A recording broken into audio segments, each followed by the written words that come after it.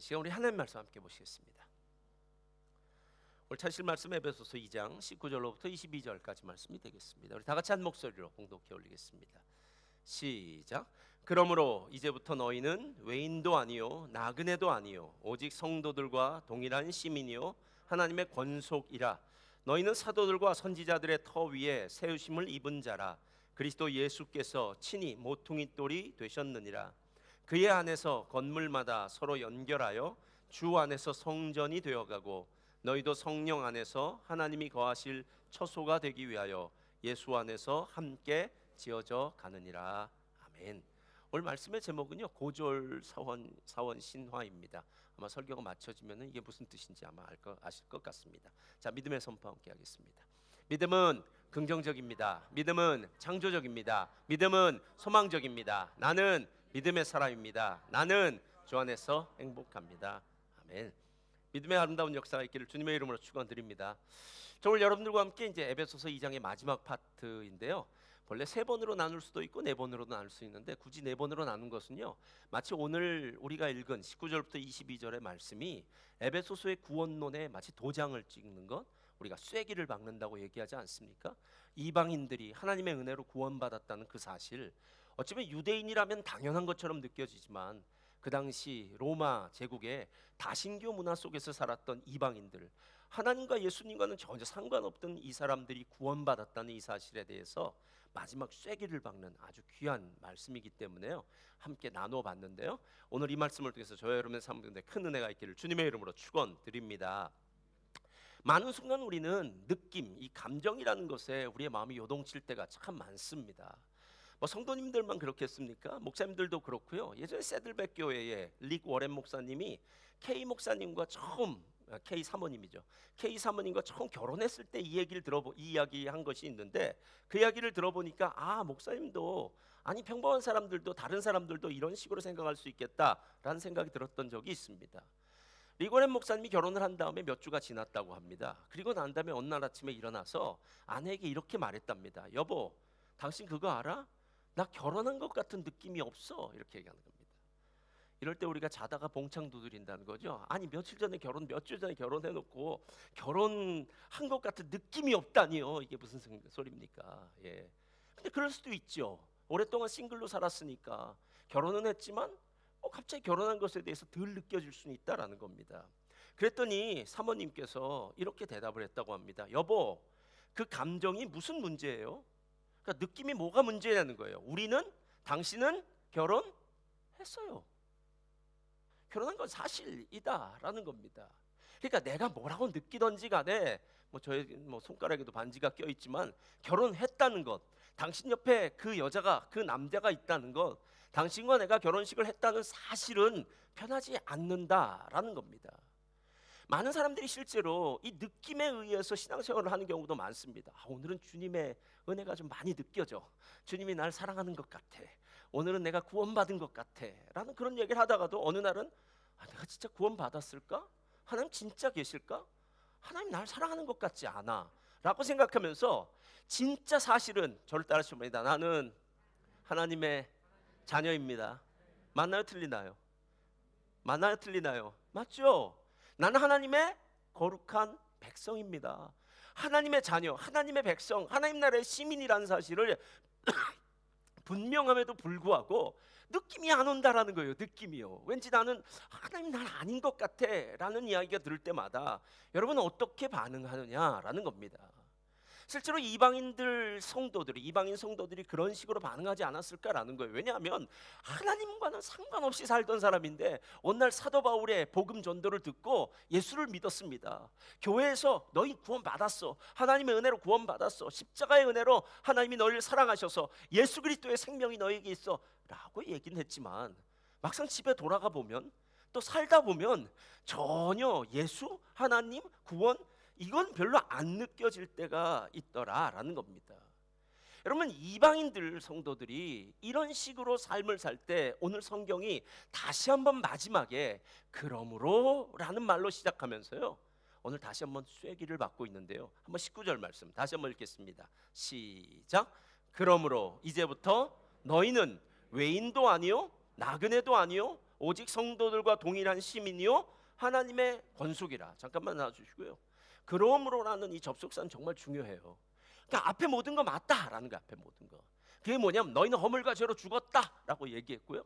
그런데 긍휼에 풍성하신 하나님이 너희를 예수 그리스도의 십자가로 구원하셨다. 할렐루야. 구원하셨을 뿐만 아니라 너희를 그리스도 예수 안에서 새로운 피조물로 창조하셨다. 그러니까 너희들은 진짜 구원받은 거야 라고 다 이야기를 해놓고, 그래도 마음에 아직 뭔가 미적한 부족한 부분이 있는 것처럼 느껴서요, 그러므로 라고 얘기하는 거예요.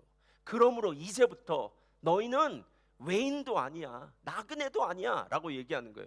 여기서 말하는 외인과 나그네는 우리 식으로 말하는 이방인, 요즘 식으로 뭐 외국인 이런 식의 사람들이 아니에요. 그 당시에는 외인이나 나그네, 즉 이방인들, 이방인들, 외국인 같은 사람은요 참 어마어마한 불이익을 당하며 살던 시대였습니다. 그러니까 그 나라에 살고는 있지만 노예처럼 불이익을 당하면서 살던 사람들에게 너희 그렇지 않아, 너희는 이제 성도야, 너희는 시민이야. 게다가 제일 중요한 단어가 마지막에 나와요. 하나님의 권속이라고 얘기해요. 권속이라는 뜻은 하나님의 가족이라는 말이에요. 여러분, 우리 패밀리 참 중요하잖아요. 제가 다른 집 자녀들이 문제가 생겼을 때 제가 오지랖 넓게 그 집 자녀에 대해서 뭐라고 얘기할 수는 없습니다. 그건 자기 부모가 그 키우는 방식이 있겠죠. 어떤 방식으로 훈육을 하든지 어떤 방식으로 교육을 하든지 그건 부모된 책임이 있을 겁니다. 다른 집 자녀야 그 부모가 책임질지 모르지만 우리 집 자녀는 틀리죠. 하나님이 나에게 내 자녀를 주셨다는 것은 내 권한 아래 허락하셨고 내 책임과 의무가 있는 것, 오늘 지금 그 부분에 대해서 얘기하면서 하나님의 권속이다, 하나님의 자녀다, 하나님의 패밀리의 일부분이 되었다라고 이렇게 이야기한다라는 거예요. 저는 복음이 얼마나 대단한 건지 모르겠어요.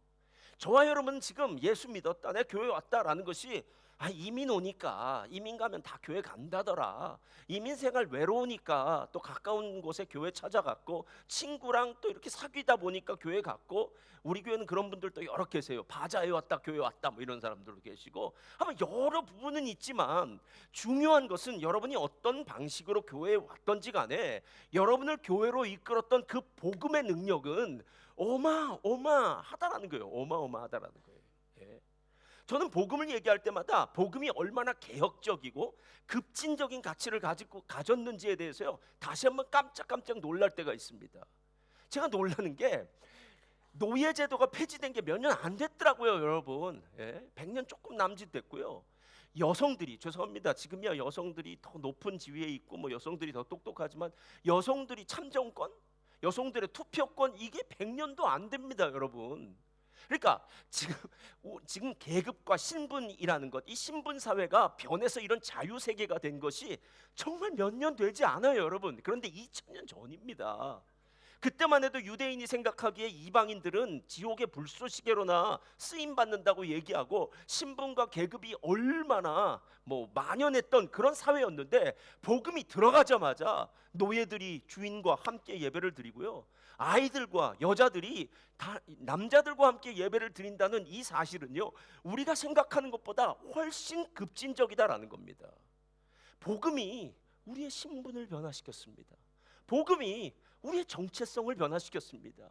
그래서 구약에는 복음으로 말미암아 변화된 신분에 얘기할 때 출애굽기에 이렇게 얘기하는 거예요. 출애굽기 19장 5절 6절 펴주세요. 다 같이 읽겠습니다. 시작. 세계가 다 내게 속하였나니 너희가 내 말을 잘 듣고 내 언약을 지키면 너희는 모든 민족 중에서 내 소유가 되겠고, 그 다음 절이요, 너희가 내게 대하여 제사장 나라가 되며 거룩한 백성이 되리라. 너는 이 말을 이스라엘 자손에게 전할지니라. 자, 이게 아무것도 아닌 말 같은데요, 지금 누구한테 하는 말이냐면 430년 동안을 애굽에서 바로의 노예로 살던 노예 같은 사람들입니다. 아니, 세상에 어느 민족이 430년을 누군가의 어느 나라, 어느 집 권력 밑에서, 어느 왕 밑에서 노예 생활을 하다가 풀려난 민족이 어디 있겠습니까? 근데 놀랍게도 430년 동안 노예로 살던 사람이 풀려나서 시내산 앞에 왔는데 하나님이 그들의 존재에 대해서, 정체성에 대해서 다시 이야기하는 거예요.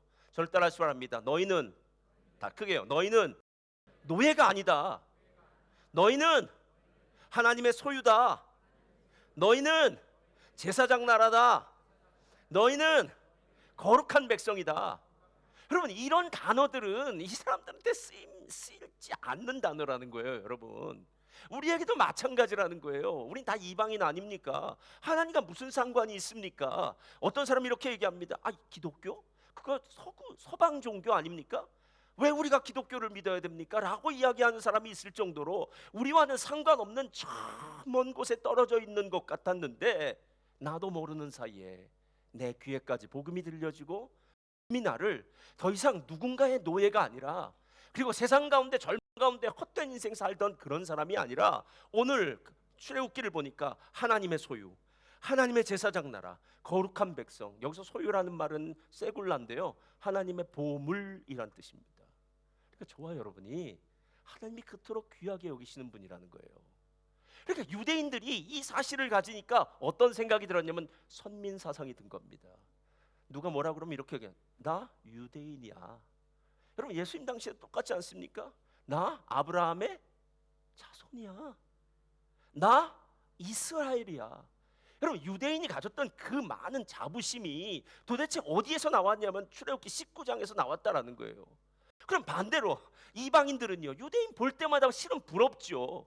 하나님이 저들은 특별하게 선택해 주셔서 저렇게 놀라운 은혜를 주는데 우린 뭐냐라는 거예요. 그래서 베드로전서 2장 9절에는 이렇게 얘기하는 겁니다. 이방인을 향해서 다 같이 읽겠습니다. 시작. 그러나 너희는 택하신 족속이요 왕 같은 제사장들이요 거룩한 나라요 그의 소유가 된 백성이니 이는 너희를 어두운 데서 불러내어 그의 기이한 빛에 들어가게 하시니에 아름다운 덕을 선포하게 하심이라. 여기서 어두운 데서 불러냈다는 것이 그들의 이방인의 정체성이었어요. 그들은 빛이 없었다고요. 그들은 어리석은 자였습니다. 소망이 없던 자였습니다. 하나님 나라와 외지의 외인이었죠. 하나님의 소망과는 상관없던 사람들이었습니다. 그런데 놀랍게도 사도 바울이 가는 곳마다 복음을 증거해서 그곳 사람들이 복음을 통해서 예수를 믿고 난 다음에 너희가 택하신 족속이야, 왕 같은 제사장이야, 거룩한 나라야, 그의 소유야. 구약의 유대인들에 대해서 호칭했던 모든 게 다 이방인들에게도 동일하게 호칭으로 변하게 되었다라는 겁니다. 사랑하는 성도님들, 살면서 가장 갖지 말아야 될 마음은 열등감입니다. 열등감이요. 열등감이 무엇입니까? 비교하다 보면 저 인간보다는, 저 사람보다는 내가 못났다는 거 아닙니까? 왜 내 상황은 이럴까? 뭐 생김새에 대해서 그럴 수 있습니다. 외모적인 측면이요. 아니면 좋은 부모 만나서 좋은 교육을 받은 사람들 있겠고요. 어떤 사람은 좋지 않은 부모를 만나서 힘든 인생을 살았을 수도 있습니다. 경제적인 부분도 있겠고요. 삶을 보면은 뭐 지식적인 부분도 있겠고요. 뭔 없겠습니까? 살다 보면 비교하면은 그 사람보다 못난 게 참 많다라는 거예요. 그러나 그리스도인은 그 어떤 누구와도 비교해도 자신 있는 사람들 아닙니까? 저를 따라하시기 바랍니다. 우리 아버지는, 다시요, 우리 아버지는 전능하신 누군가요? 하나님이십니다, 여러분. 그 아버지가 나를 그토록 사랑하셔서 그 독생자 외아들을 십자가에 죽일 만큼 나를 사랑하셨답니다. 옆에 사람들을 보면 열등감이 들지 모르지만 하나님을 쳐다보면, 하나님의 시선을 집중하면 하나님 나를 사랑하셔, 나를 구원하셨어. 야, 하나님이 나를 얼마나 기쁘시게 생각하는 줄 알아? 여러분, 이런 자신감이 있어야 될 것 아니겠느냐라는 거예요. 그래서 아까 이야기했던 19절에 하나님의 권속이라 라고 하는 패밀리다라는 말이 중요하다는 거예요. 나는 하나님의 자녀야. 하나님의 자녀야. 여러분, 자녀들이 아마 있을 겁니다. 자녀들이 있을 거예요. 근데 어느 날 우리 자녀가 나한테 와서 이렇게 얘기하는 거야. 아버님, 어머님, 제가 오늘 이러한 사정이 있어 10불이 필요한데 부디 저에게 주시어 제 마음을 시원케 하여 주시옵소서. 그럼 이런 자녀 있을까요? 여기는 이런 한국말도 못할 겁니다. 제가 예전에 처음 이민 가니까요, 이민 간 집에 자녀가 3명 있었어요.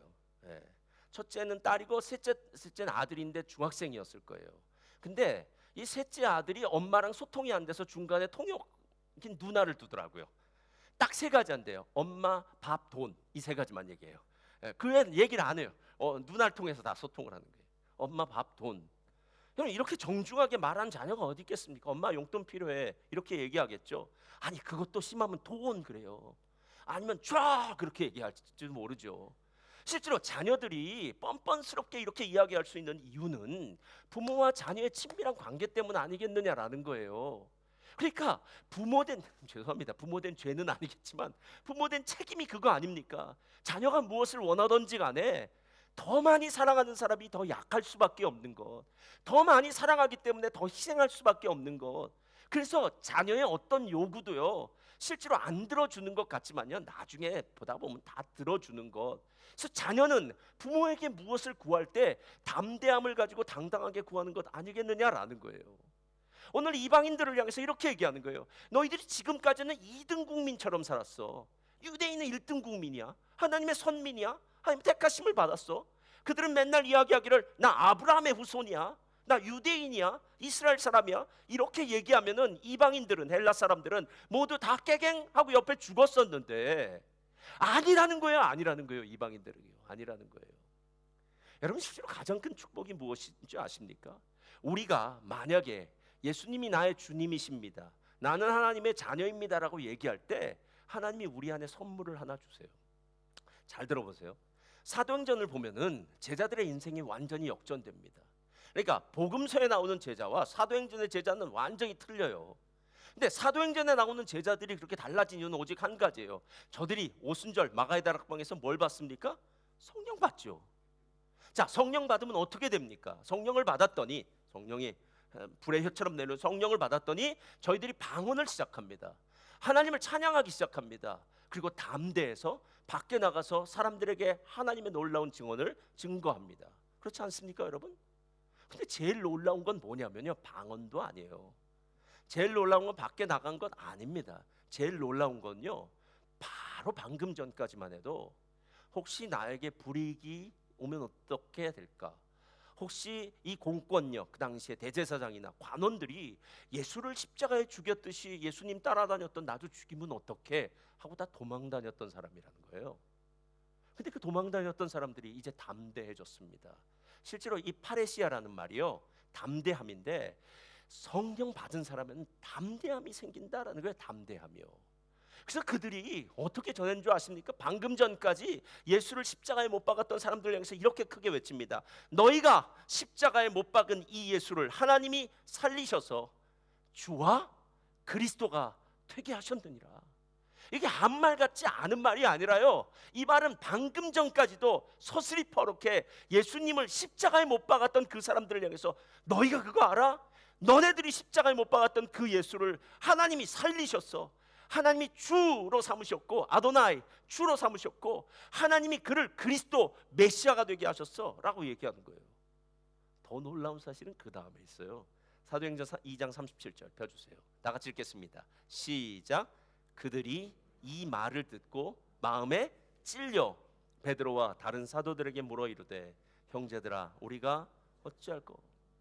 여러분, 좀 전까지만 해도 좀 전까지 아무것도 아닌 것 같은 도망다녔던 이 연약한 자들이 성령을 받고 자기의 정체성이 어떤 자들인지를 알게 되니까 복음을 증거하게 되고, 복음을 증거하다 보니까 복음의 말씀의 능력이 마치, 저는 요즘 이제 드론 폭격 위험하더라고요. 마치 드론 폭격처럼 사람들의 심령을 강타하는데요. 사람들이 이야기합니다. 형제들이여 우리가 어찌할꼬. 예. 너희가 각각 예수 이름으로 회개를 하고 세례를 받으라고 얘기할 때 그날 3,000명이 회개한 놀라운 역사가 일어나더라라는 겁니다. 사랑하는 성도님들, 이방인이 계속 주눅 들어 있을 수 있습니다. 난 왜 예수를 믿었는데도 이대로일까? 뭔가 하나님의 좀 큰 복을 받아서 내 인생 가운데도 역전의 역사가 일어났으면 좋겠는데 예수 믿기 전이나 믿은 후나 별 차이도 없고 내 인생 뭐 보면은 다 루저 같은 인생, 힘들고 어려운 인생, 왜 이럴까라고 생각하는 건 여러분의 느낌일 뿐이지 하나님은 그런 식으로 얘기하지 않는다라는 겁니다. 성령이 임했더니 권능을 받아서 예루살렘과 사마리아 온 유다의 땅끝까지로 증인된 놀라운 역사가 있을 줄 믿습니다. 유진서 목사님의 하나님의 자신감이라는 책에는요 이런 이야기가 나와요. 유진서 목사님이 지금 부산에 아마 비전교회겠죠. 유진서 목사님이 하와이 열방대학에서 DTS, 그러니까 제자 훈련을 했대요. 근데 그때 한 강사가 나왔답니다. 아마 네덜란드에서 온 강사인 것 같은데요. 피터 앨름이라는 강사가 나와서 룻기서를 강의하더래요. 여러분 룻기가 어떤 이야기입니까? 예. 엘리멜렉이 베들레헴에 살던 엘리멜렉이 자기 부인인 나오미와 기럸과 말론이라는 두 아들을 데리고 이민을 갑니다. 와, 룻기는 정말 이민 이야기예요. 근데 이민을 잘못 갑니다. 그래서 망합니다. 경제적으로만 망한 게 아니에요. 남편도 죽고 두 아들도 죽었습니다. 그리고 나서 터벅터벅 처절하게 베들레헴으로 돌아오는 이야기 아닙니까? 게다가 혹까지 달고요. 젊은 여자라서 뭐 힘이 될 거 아닙니다, 여러분. 이방인 여자는 완전히 이거는 뭐 이방인은 개 취급하던 시대니까 이방인 여자까지 며느리까지 끌고 베들레헴에 왔다는 것은 그 인생 자체가 소망이 없다라는 거예요. 소망이 없다라는 거예요. 나오미의 인생은 살았으나 죽은 겁니다. 야, 이가 나오미 아니냐? 나오미라는 이름의 뜻은 기쁨이에요. 그랬더니 나오미가 얘기하는 겁니다. 나를 기쁘다고 얘기하지 마라. 나 하나님께서 치셔서 내 인생은 쓰다라고 해서 이름을 마라라고 불러달라고 얘기할 정도예요. 살았으나 죽은 것 같은 인생. 근데 제가 묻겠습니다. 아무리 무너진 삶이라고 할지라도 하나님 회복시키실 수 있습니까? 없습니까? 있습니까? 없습니까? 있죠. 이게 복음이라는 거예요. 이방인의 상태가 어땠는지는 상관없습니다, 여러분. 허물과 죄로 죽었던 사람도 살린다는데요. 하나님의 능력은 무한하시다는데요, 전능하시다는데요. 어떤 일은 못하시겠습니까? 인간적인 눈으로 보면은 나오미의 인생은 처절하게 비참하게 소망 없는 인생 같았는데 아닙니다. 아무리 무너진 삶이라고 할지라도 하나님은 반드시 회복시킬 수 있습니다. 그런데 그 강사가 그렇게 얘기한 다음에 영어로 이렇게 얘기했대요. Could it be true? 그러니까 하나님 정말 그러실 수 있을까요? 라고 묻는데 한 번 묻지 않고 계속 묻더래요. 그러실 수 있습니까? 그러실 수 있습니까? Can it be true? 라고 계속 묻는데 목사님의 마음에 막 울리기 시작하더래요. 처음에는 노라는 얘기가 나왔겠죠. 아니요, 내 인생 아무리 사방을 둘러봐도 소망은 없습니다. 이 인생 아무런 빛도 없습니다라고 생각하는데 계속해서 질문하는데 갑자기 속에서 예스! 란 단어가 나오더래요. 예, 주님 그렇습니다. 주님 하실 수 있습니다. 나의 이 무너진 삶이라고 할지라도 주님은 회복시키실 수 있습니다 라는 예스라는 단어가 나오더래요.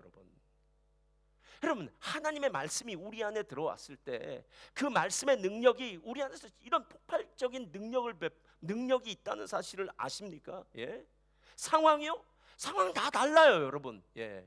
어떤 사람은 뭐 10점짜리 상황도 있고, 어떤 사람은 어려움이 70점짜리 상황도 있고, 어떤 사람은 1000점짜리 어려움의 상황이 있을 수 있습니다. 그러나 하나님에게는 10점이든 100점이든 1000점이든 만점이든 그 어떤 것도 다 회복시킬 수 있는 능력이 있습니다. 그리고 그것이 바로 하나님의 복음 아니겠느냐라는 거예요. 오늘 이방인을 향해서 하시고 싶은 말이 이거예요. 마지막에 그러므로 이제부터라는 건 이방인들이요, 절대로 열등감 갖지 마라. 하나님이 너희를 건지셨다면 너희는 이제 외인이나 나그네가 아니야. 성도와 같은 하나님 나라의 시민이고 게다가 하나님의 패밀리야. 하나님의 자녀가 되었어 라고 다시 쐐기를 박는다라는 거예요. 그런데 성경이 진짜 대단해요. 하나님이 이렇게 집요하다는 걸 알면요, 아유 깜짝 놀랐는데 하나님이 그 말하고 만족하셨을까요? 안 만족하셨을까요? 안 만족하세요. 그래서 20절부터 하나님이 다시 얘기하는 거예요. 너희들은 사도들과 선지자들의 터 위에 세운 것이라. 그리스도 예수께서 뭐가 됐다고요? 친히 모퉁이의 돌이 되셨다고 얘기하는 거. 둘째로 2번 펴주세요. 2번 뭐라고 얘기하나? 둘째, 시작. 이방인 성도는 이제 예수와 함께. 자, 성전은 교회와 다른 단어예요. 교회 다른 단어예요. 제가 오늘 성전과 교회에 대해서 조금 설명할게요. 조금 지루할 수 있지만 빨리 끝내겠습니다. 성전은 유대인적이고 구약적인 사상이에요. 성전은 예전에 하나님께서 광야에서 모세에게 성막을 만들라고 했어요. 그래서 성막의 모든 요소들을 다 가르쳐주고 성막을 만들 수 있는 재료 모든 걸 다 주셨어요. 그리고 그렇게 텐트에 있었던 성막이 하나님의 법궤가 움직여 다니다가 이제 예루살렘의 성전이 솔로몬 때 세워져요. 성전의 의미는 하나님의 임재입니다. 그렇죠? 그래서 성전에 누가 계시냐? 하나님이 계신다 그런 거예요. 근데 하나님 어디 계시냐라고 이야기한다면 성전에 있는 지성소에 그 언약궤 위에 하나님의 임재가 있다라는 겁니다. 그래서 구약의 사람들은 하나님의 임재가 있는 성전을 향해서 기도하는 거예요. 다니엘도 성전을 향해서 기도하고 모든 사람이 성전을 향해서 기도하는 겁니다. 왜? 성전에 하나님의 임재가 있기 때문에요. 근데 586년에 바벨론이 와가지고 성전을 다 없애버리고요, 법궤는 어디론가 사라져 버렸습니다. 그래서 인디아나 존스가 법궤를 찾아갔다라는 것이 바로 인디아나 존스의 법궤를 찾아서 1편입니다. 예, 찾았나요? 못 찾았나요?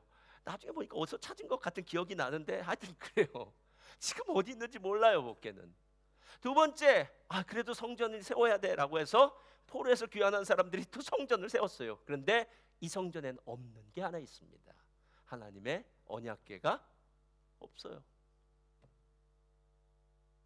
그런데 더 문제는 이 성전도 기원 후 70년에 로마의 디도 장군이 와서 돌 위에 돌 하나도 남지 않도록 성전을 다 없애버렸습니다. 제가 묻겠습니다. 지금 예루살렘에 가면 하나님의 성전이 있을까요? 없을까요? 하나님의 성전 자리엔 뭐가 있을까요? 황금돔, 이슬람의 사원이 있죠. 성전은 없습니다. 성전은 물질적이고 공간적이고 정적이에요. 이 말은 무슨 말이냐면 성전 건물이다라는 거예요. 건물. 근데 그 건물에 하나님이 계시겠다고 약속했는데 문제는 지금 보여지지 않는다, 없어졌다라는 거예요. 그래서 우리는 지금 성전에 가는 게 아닙니다, 여러분. 성전은 없어요. 예. 이스라엘의 성지 순례를 가도 성전은 없습니다, 여러분. 우리는 지금 어디에 가냐면 예배당에, 교회당에 가는 거죠. 신약의 교회는 영적이고 관계적이고 역동적입니다.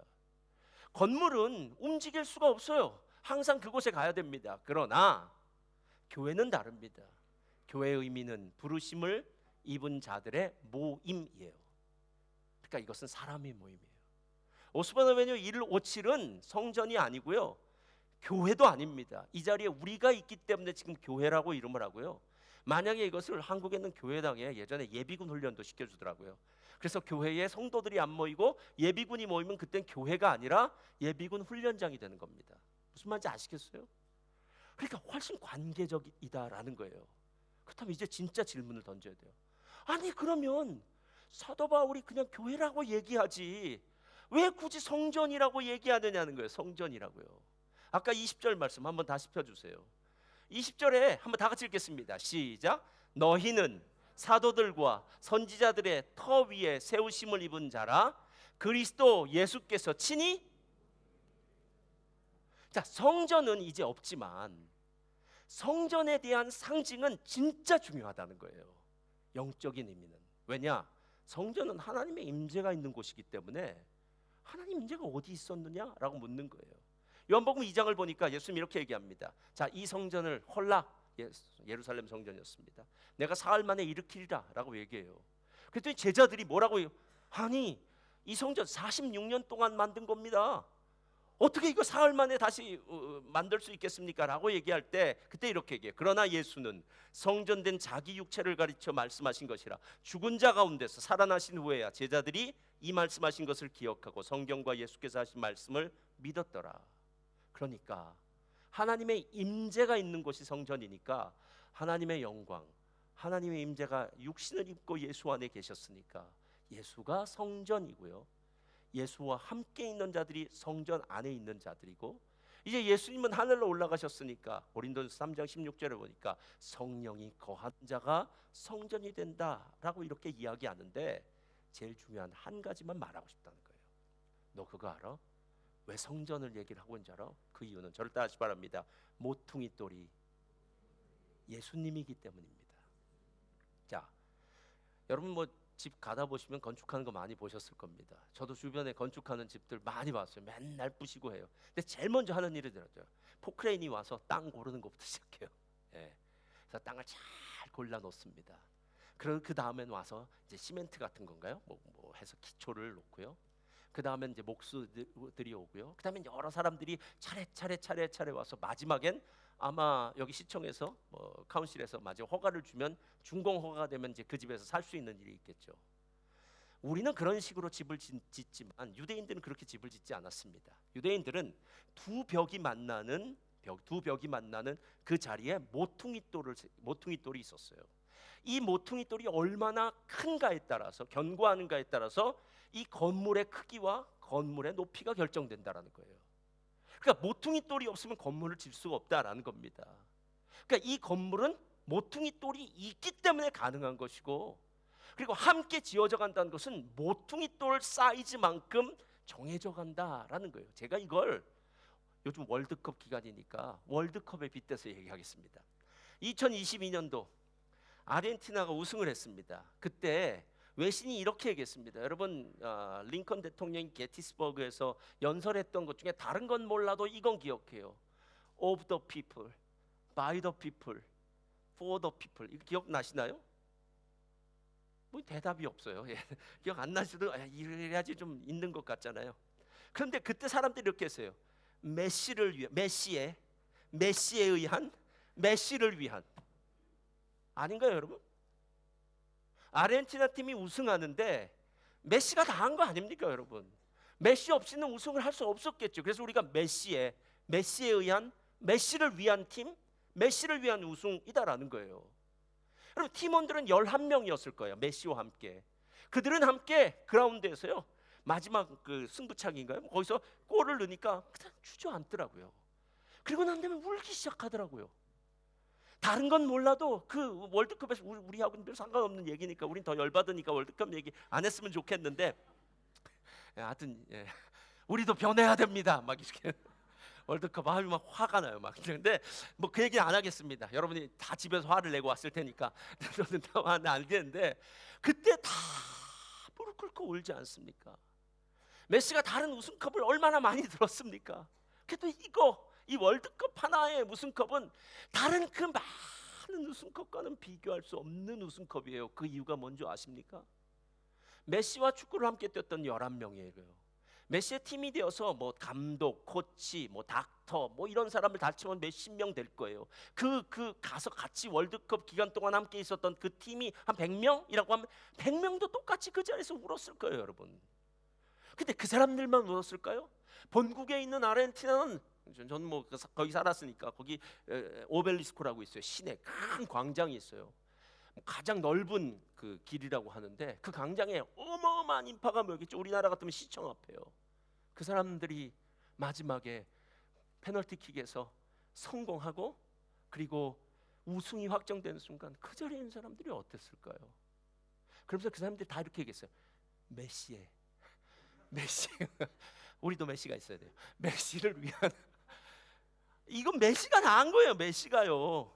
다른 사람 아닙니다. 여러분. 메시가 없었으면 안 됐을 거라고 얘기하는 거예요. 근데 성전이 바로 그런 의미라는 거예요. 이 성전은 예수님이 모퉁이돌 됐다는 건 예수님을 위한, 예수님에 의한, 예수님을 위한, 예수님이 모퉁이돌 됐기 때문에 이 성전이 의미가 있어지는 거고, 이 성전에 바로 하나님의 영광과 임재가 있게 되었다라는 거예요. 그리고 난 다음에 21절, 22절 마지막 절에 이렇게 이어지는 겁니다. 펴주세요. 21절, 22절 다 같이 읽겠습니다. 시작.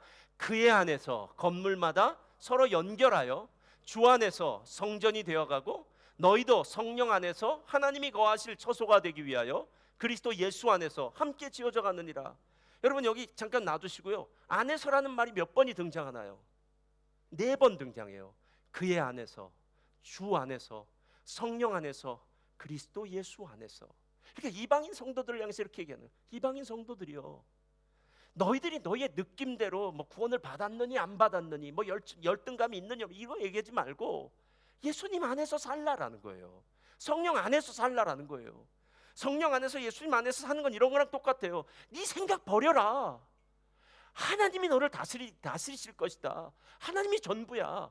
말씀대로 살아라. 말씀을 깨닫고 말씀에 순종하고 말씀이 너의 삶을 이끄는 삶을 사는 것, 너의 옛 습관, 옛 가치관, 내가 이방인으로 살았던 그 당시의 모습들 다 떨쳐버리고 이제 예수님 편으로 살아라라는 거예요.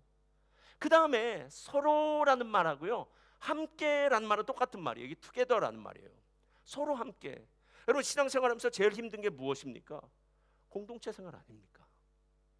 하나님 믿는 건 쉽습니다, 여러분. 왜냐하면 예배 그냥 나와서요 하나님을 찬양하고 경배하면 됩니다.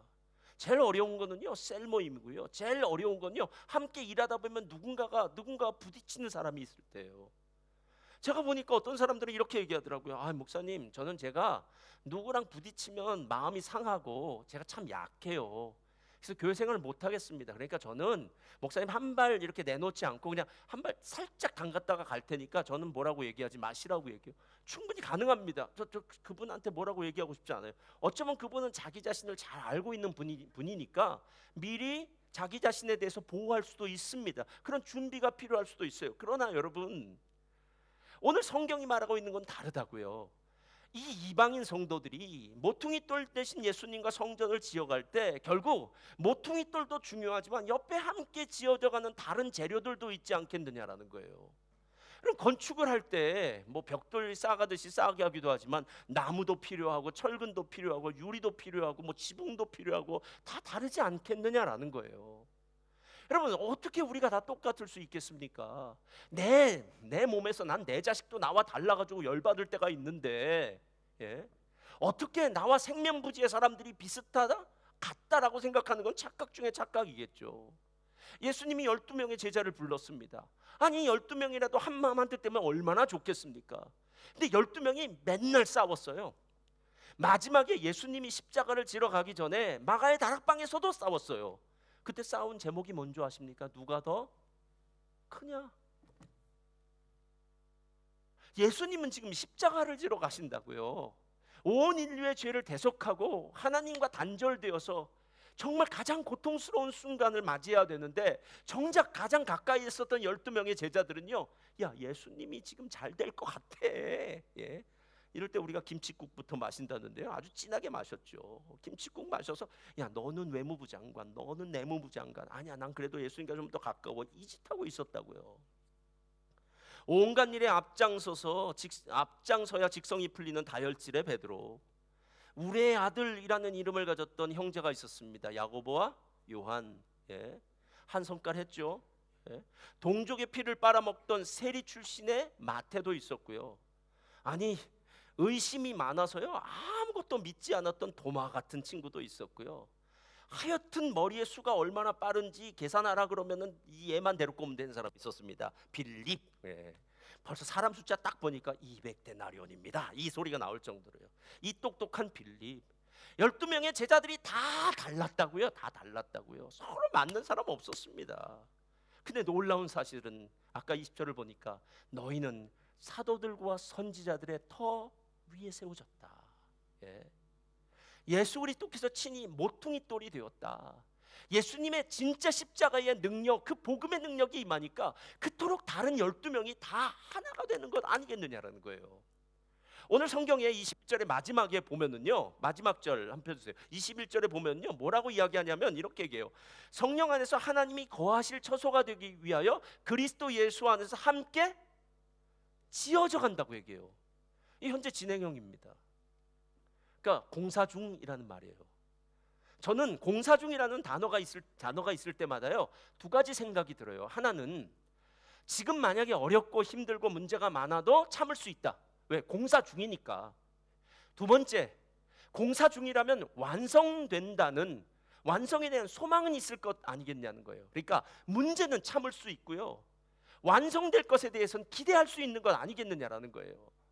만약에 지상에 있는 우리 교회가 완성된 교회다라고 얘기한다면요, 만약 완성된 교회에 문제가 있다면 어떻게 합니까, 여러분? 집을 다 져놨어요. 근데 비가 새기 시작합니다. 집을 져놨는데요, 문제가 생겼습니다. 그럼 큰일 나는 거 아닙니까? 그냥 아직 공사 중이라면은요, 중간중간에 여기가 좀 문제가 있습니다 하면 더 고칠 수 있는 것 아니겠느냐라는 겁니다. 하나님이 이방인 성도들에게 원하는 마음은 그 마음이라는 거예요. 야, 유대인들도 같이 있을 때는 이런 식으로 싸웠는데 너희라고 별일이 있겠느냐? 너희도 공동체 생활하는 거 참 힘들 거야. 그런데 주 안에서 서로 함께 다듬어져 가야 되는 거야 라고 얘기하니까요, 뭐 참는 거겠죠. 예. 힘들고 어려울 때마다 하나님 바라보면서 자기 자신을 다시 한번 주의 은혜로 만들어가는 과정이 필요하지 않겠느냐라는 거예요. 예전에 판사가 그랬다고 그러더라고요. 세상에 있는 어느 판사가 세상에 있는 문제들이죠. 문제를 들고 와서 고소하고 이럴 때는요, 문제 해결이 참 쉽대요. 세상 문제는. 그런데 교회가 문제를 들고 오면 정말 어렵답니다. 왜냐하면 교회가 문제를 들고 오면요, 이 사람도 원고도 하나님의 뜻이라고 얘기하고요, 피고도 하나님의 뜻이라고 얘기한답니다. 그러니까 둘 다 하나님의 뜻이라고 얘기하는데 뭐 판사가 하나님의 뜻을 어떻게 구분해낼 수 있겠느냐는 거예요. 그 감정 싸움이 시작되면 교회 문제는 해결도 안 된다는 거예요, 여러분. 그런 교회가 얼마나 많이 있습니까? 교회 싸우다가 분열되고 갈라지는 거 아닙니까, 여러분? 예. 다 갈라지면 다 하나님 뜻대로 하나님 뜻대로 자기는 섰다라고 얘기하는 거 아닙니까? 한국의 감자탕 교회로 알려진 광염교회 조연산 목사님 목회 초창기 이야기라 그러더라고요. 교인들이 처음 모였는데요, 맨날 싸우더래요. 맨날 싸우더랍니다. 목사님이 어느 날은 하도 화가 나서요, 갈등하는 성도님들을 불러서 왜 그렇게 싸우냐고 이유를 물어봤답니다. 그때 사람들이 이렇게 대답했대요. 목사님, 너무 걱정하지 마세요. 이게 다 교회 잘 되라고 그러는 겁니다. 아니, 교회를 계속 싸우는데 이쪽 교회 잘 되라고 그런답니다. 잘해보자고 싸운다는 거래요. 그래서 목사님이 아예 얘기했답니다. 교인들에게, 성도 여러분, 우리 앞으로 제발 잘하지 맙시다. 잘하려고 이렇게 싸울 거면 차라리 싸우지 말고 그냥 보통만 합시다. 이렇게 얘기했대요. 아니, 무엇을 위해서 싸웁니까, 여러분? 싸워서 상처 입고 싸워서 문제 생기고 왜 이 짓을 하느냐는 거예요. 예. 참고 하나님의 은혜 가운데 양보하고 도덕적 훈계로 이야기하는 것이 아니라 서로 간에 다듬어져 가는 것, 같이 살다 보면 다듬어져 갈 수밖에 없는 것, 이게 바로 그리스도 예수 안에서의 서로 함께 주 안에서 살아가는 모습이 아니겠느냐라는 겁니다. 오늘 설교의 제목은 이제 여러분 생각인데요, 고졸사원 신화라는 거예요. 고졸사원 신화가 어디에서 나왔냐면 1976년일 겁니다. 1976년 금성사에 입사한 조성진 사원이라는 사람이 있었습니다. 이 사람이 용산공고 출신이라 그러더라고요. 용산공고에 졸업하고 대졸자도 아니고 고졸 학력으로 들어갔다고 해요. 금성사는 LG전자의 전신이었습니다. 그런데 이분이 2016년에 40년 만에 LG전자의 대표 부회장이 돼요. CEO가 됩니다. 이분이 이제 고졸 사원 신화를 쓴 사람이에요. 그래서 어떻게 고졸 사원 신화를 썼는가 봤더니요, 이분이 한 일이 정말 대단해요. LG가 다른 건 몰라도 가전에서는 전 세계 1, 2위를 다투지 않습니까? 그 중에 세탁기는 뭐 압도적 1등이라고 그러더라고요. 이분이 만든 게 드럼 세탁기, 뭐 트롬 세탁기, 그리고 이거 참 좋다고 그러는데 스타일러 같은 거, 예. 이거 다 이분이 했대요. 예, 이분이 했대요. 그래서 그 열심히 해서 그 자리까지 올라갔다라는 겁니다. 그래서 이 사람을 조원진 이 CEO죠, 이 대표나는 이 사람을 얘기할 때마다 고졸 사원 신화라고 얘기해요. 여러분, 세상의 신화는 그 사람의 자격과 스펙, 노력으로 많은 사람들을 제치고 스스로 증명해내서 도달하는 것을 고졸 신화, 고졸 사원 신화, 세상에서의 신화라고 얘기해요. 그런데 이방인 성도 신화라고 부른다면 이건 이방인이 잘나서가 아니라, 이방인이 자기의 능력으로 그 자리에 가는 것이 아니라 예수 그리스도, 모퉁이 돌 되신 예수 그리스도의 힘을 덧입어서 그 자리에 간다라는 거예요. 우리가 에베소서 2장 6절, 여러분 기억하실지 않을지 모르겠지만 첫날 본 것 같네요. 거기 이렇게 얘기해요. 또 함께 일으키사 그리스도 예수 안에서 함께 어디에 앉히셨다고요? 하늘에 앉히셨습니다.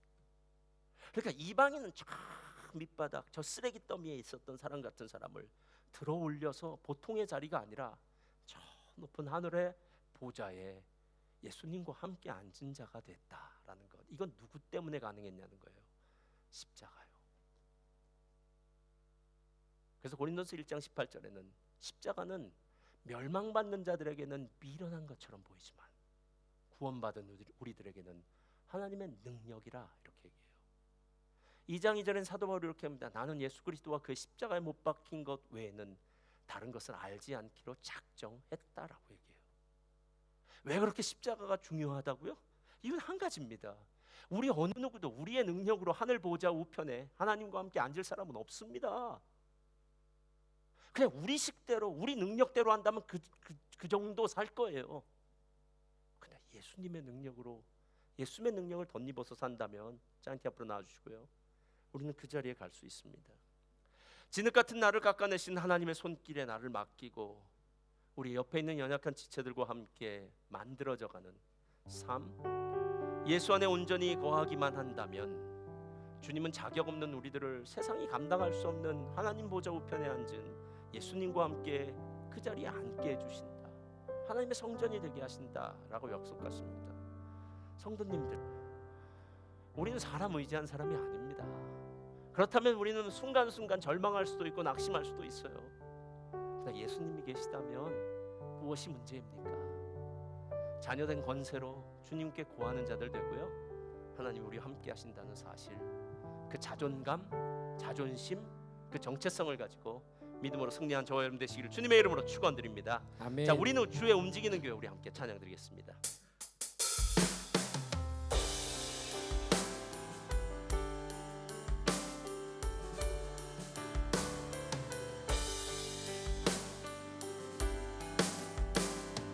우리는 주의 움직이는 교회, 이곳은 주님을 위한 자리. 내가 기도하는 모든 땅 위에서 하나님 예배받을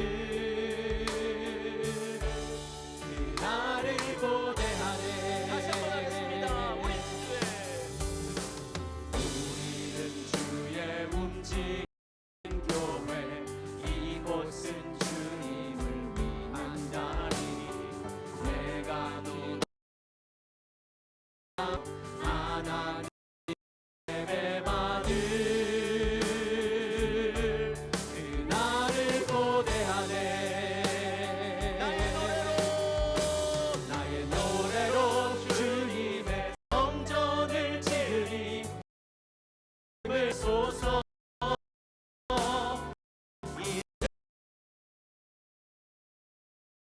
주 거하십니다.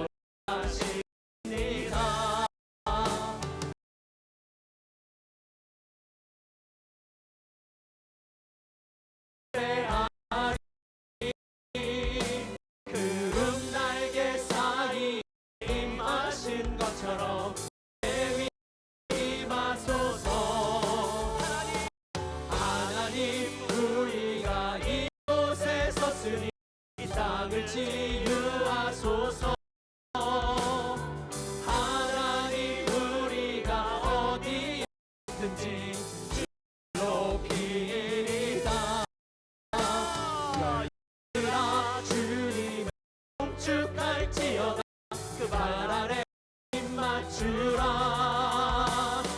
영원한 이자 주 예수 그리스도, 그를 위대하신 왕. 나의 노래로 주님의 성전을 지으리. 높임을 받으소서. 이스라엘 찬송 중 거하신 주님은 거룩하시니라. 두 손 들어 손을 만들고 온 마음 다해 경배하리. 구름 날 사이에 임하신 것처럼 내 위에 임하소서. 하나님 우리가 이곳에 섰지마소서. 하나님 우리가 어디에 있는지 주를 높이리라. 열방들아 주님을 송축할지어다. 그 발 아래 힘 맞추라. 영원한 통치자 주 예수 그리스도, 그를 위하신 왕. 이 시간 제가 기도하겠습니다. 우리 가슴에 손을 얹으시고요, 하나님의 믿음의 백성들이 가슴에 손을 얹습니다. 세상에서 너희가 환난을 당하나 담대하라. 내가 세상을 이기었노라. 요한복음에 말씀하신 그 주님의 놀라운 축복의 말씀이 우리들의 말씀 되게 하여 주옵소서. 아멘. 오늘 이방인 성도들은 이런저런 열등감과 삶 가운데 생활 가운데 보여지는 여러 가지 일들로 말미암아 내가 정말 구원받았을까? 내가 정말 하나님의 사랑을 받았을까? 내가 정말 하나님의 자녀가 되었을까? 삶 가운데 여러 가지 부정적인 느낌을 받으면서 살았습니다. 그렇지만 오늘 하나님의 말씀이 너희는 성도와 같은 시민이야. 너희는 하나님의 자녀야. 하나님의 권속이야. 하나님, 오늘 하나님이 우리에게 하시는 이 말씀에 귀 기울이게 하시고, 게다가 하나님이 예수 그리스도를 모퉁이 돌 삼아서 우리와 함께 하나님의 임재와 영광이 있는 성전 만드시겠다고 하셨사오니, 하나님 오늘도 이 자리에서 우리가 성전으로 만들어져가는 믿음의 백성 되게 하여 주옵소서. 아멘. 아직도 공사 중입니다. 완성은 그날 될 것입니다.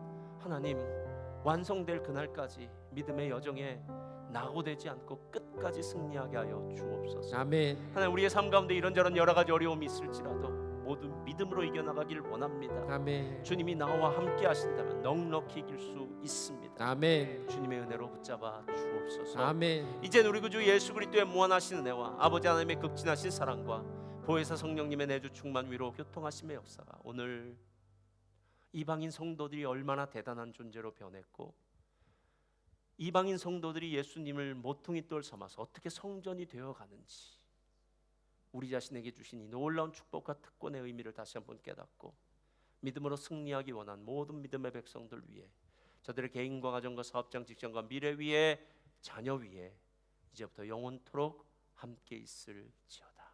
아멘.